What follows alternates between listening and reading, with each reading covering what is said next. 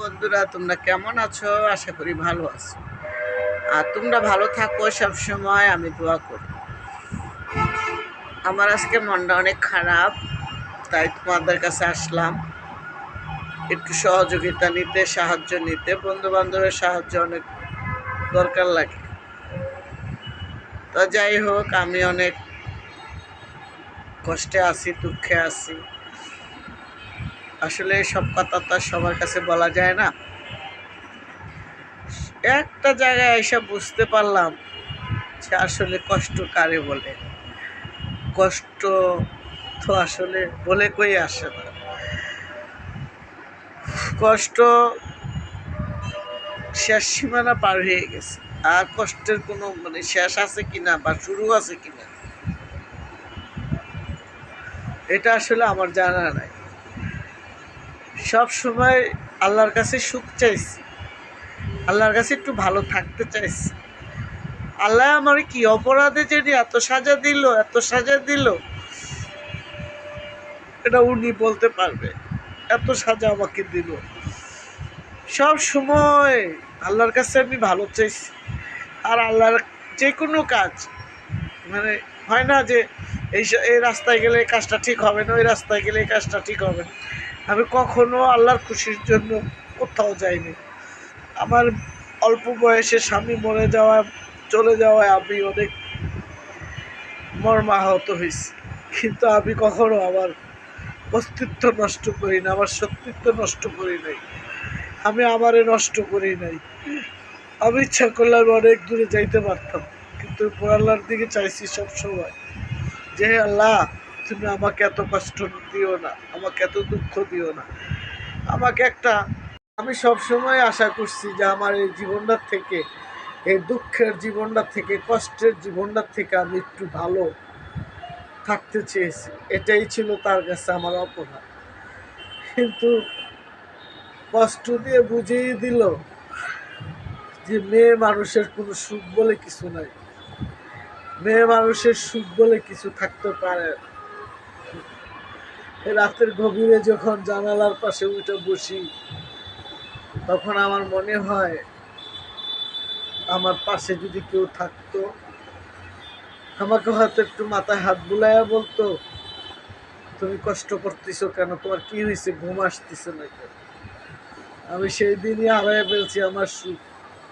যখন আমার 5 বছর বয়স থেকে আমি কাজে লেগে গেছি, তখন ভাবতাম এখন তো আমি ছোট, আল্লাহ তো আমাকে সুখ দিবে।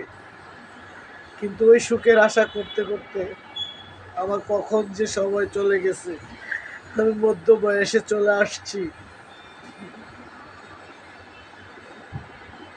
এগুলো আসলে কাউকে বোঝানো যায় না, এগুলো আসলে বোঝানোর জিনিসও না। তিলে তিলে জীবন ভরা হয় না। যত মাটি দিয়ে ঘর বানাইতে চাই, মাটি একটা সময় ধসে ভাঙ্গা পড়ে। যতই উপরে এত বাঁশপালা দিয়ে শক্ত করি, বৈশাখী ঝড় এসে আমার ঘরটা উড়ে লইয়া যায়। আমার বাঁচার আশা অনেক আগে আমি হারাই ফেলছি, কিন্তু এখন আর কিছু হারাবো এই জিনিস আর নাই। আমি সবসময় চেষ্টা করছি যে আমার জীবনের থেকে যদি আমি কিছু বয়ে নিয়ে আসতে পারি, একটু সুখ যদি পাই, আমি সুখ পাবো। ওরকম জীবনই নিয়ে আসি নাই, আমার বান্ডারে তো কোনো সুখই নাই, তাহলে আমি সুখ কোথায় পাবো? আমি একটু ভালো কোথা থেকে থাকবো? কিন্তু এখানে আমার ভালো কিছুই নাই। আমি তো খালি সদাই করছি দুঃখের সদাই। আমি যখনই বাজারে যেতাম, আমি সুখের সদাই কিনতে পারতাম না, সবসময় আমি দুঃখের সদাই নিয়ে ঘোরা আসছি। এখন মধ্য বয়সে আইসা যদি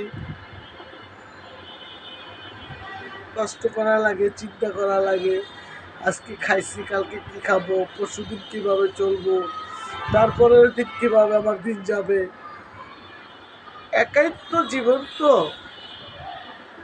কাটতে চায় না, একা জীবন তো, নিঃস্বহীন জীবন তো কাটতে চায় না, সবাই যেতে চায় না, সবাই বড় কঠিন সময়, সবাই বড় কঠিন, সবাই বুঝাইয়া দেয় তাদের মতো মানুষ যারা আছে তাদের কষ্ট সহজে যায় না, কষ্ট তো আর আমাদেরকে ছেড়েও যেতে চায় না, এত চেষ্টা করি চলে যা চলে যা, কষ্ট যেতেই চায় না, আরো জড়াইয়া ধরে রাখে, আরো জড়াইয়া ধরে রাখে, বলে তোর জীবনে কেউ থাকুক আর না থাকুক আমরা তো তোর পাশে আছি, আমরা দুঃখরা চলে গেলে তোরা কিভাবে দুঃখে থাকবে। তাই বলি শেষ বয়সে যদি সময় হয় তখন যে কি করব, কোথায় দাঁড়াবো, কি করব, আমার একটু থাকার, আমার কোনো থাকার জায়গাও নেই যে আমি কোথাও যে আমি একটু আমার জায়গা আছে বা যা থাকবো। আমি সারা জীবন কাজ করতে তো পারবো না বা কষ্ট করতে পারবো না, তো আমার ওইভাবে রাস্তাঘাটে হয়তো জীবন যাবে, কিন্তু আমার যে থাকার জায়গা নাই। তবে একটা জায়গা আছে, সে জায়গাটা হলো 3.5 জায়গা, সেই জায়গাটা আমার জন্য বরাদ্দ উপরাল্লায় করে দিছে। এলা আজিমপুর হোক আর আপনি বনানী হোক আর গুলিস্তান হোক আর গুরস্তান হোক, যে কোনো জায়গায় আমার ব্যবস্থা হবে, কিন্তু আমি যে দুঃখে দুঃখে মরতেছি, দুঃখ কষ্ট পাইয়া মরতেছি, আমি ইচ্ছে করলেও যে মরতে পারি না, আমি ইচ্ছে করলেও যে নদীতে ঝাঁপ দিতে পারি না, আমি ইচ্ছে করলেই তো আমি কোথাও যাইতে পারি না, আমি ইচ্ছে করলে ফ্যানের নিচে আমি ঝাঁপ দিতে পারি না, ফ্যানে আমি ঝুলা থাকতে পারি না, আমি ফাঁসি দিতে পারি না, পারি না তো। আমার উপরাল্লার কথাও তো চিন্তা করি, উপরাল্লাহ বলছে ফাঁসি দেওয়া যাবে না, বিষ খাওয়া যাবে না, এত কষ্ট কি মনে রাখা যায়, একটা মানুষ বাঁচতে পারে?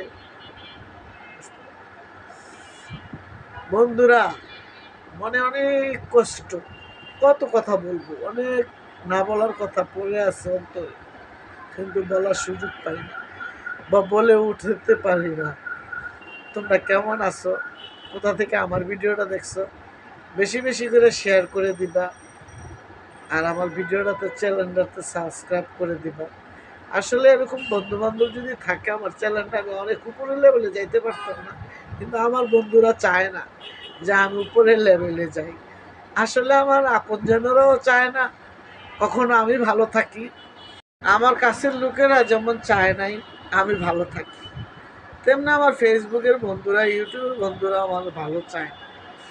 আমি নাহলে অনেক দূরে যেতাম, আমি অনেক বছর ধরে অনলাইনে, আমি শুধু ভয়েস দিই, আমি কোনো এই আরেকজনের ভিডিও না ছাড়ি না, আরেকজনের কথা কপি করি না, আমি নিজের কথা আমি নিজে সবসময় বলে যাই। আমারও যদি তোমরা আমার একটু উপরের লেভেলে দিতাম, আমি 2 পয়সা কামাইতে পারতাম, তাহলে আমি একটু ভালো থাকতে পারতাম না বলো, আমি 4টা ডাল ভাত খাইয়া যেতে পারতাম না বলো, তাহলে কি আমার কষ্টটা থাকতো বলো বন্ধুরা? কত মানুষকে ভাইরাল করো, কত মানুষকে কত কিছু করে দাও, কত লাইক কমেন্ট করো, কিন্তু আমাকে তো কেউ চ্যানেলটা সাবস্ক্রাইবই করো না বন্ধুরা। আমি কি তোমাদের কাছে টাকা পয়সা চাইছি? কোনো সময় চাই না। একটু ভালোবাসা, একটু আদর, একটু যত্ন, একটু বোনের পরামর্শ দিবা, এটাই সবসময় চাইছি। কিন্তু তোমরা আমাকে সাবস্ক্রাইব করো না আমার চ্যানেলটা, তোমরা তো পারো আমার একটু উপরের লেভেলে উঠাই দিতে, তাহলে আমি একটু থাকার জায়গা জোগাইতে পারি, তাহলে আমি একটু থাকতে পারি, একটু ভালো খাইতে পারি, ভালো তো চলতে পারি। দেও না প্লিজ, এমন করো কেন তোমরা? তোমাদের কাছে তো আমি সব দুঃখের কথা বলি, আমার জীবনে কি কি ঘটে, কি কি ঘটছে, এগুলো আমি আস্তে আস্তে অল্প অল্প করে শেয়ার করি তোমাদের কাছে। তো ভিডিওটা আমার আজ এই পর্যন্তই। দেশের বাইরে প্রবাসী ভাই বোনেরা যেখান থেকে আমার ভিডিওটা দেখবা, তোমাদেরকে হাজার সালাম। তোমরা ভালো থাকবা, সুস্থ থাকবা, তোমরা আমার জন্য দোয়া করবা, আমিও তোমাদের জন্য দোয়া করি। প্লিজ আমার চ্যানেলটা সাবস্ক্রাইব করে আমাকে একটু সামনের দিকে এগিয়ে নিয়ে যাও। তোমাদের কাছে আমি কৃতজ্ঞ থাকবো, তোমাদের কাছে আমি ঋণী থাকবো যে আমার বন্ধু বান্ধবের জন্য আমি আজ ভালো জায়গায় আছি, আমার বন্ধু বান্ধবের জন্য আমি আজ ভালো খাইতেছি, চলতেছি, আমার বন্ধু বান্ধব আমাকে ভালোবাসে, আমার বন্ধু বান্ধব আমাকে কাছে টানে। আমি তোমাদের প্লিজ যদি হাত জোর করে বলি আমাকে একটু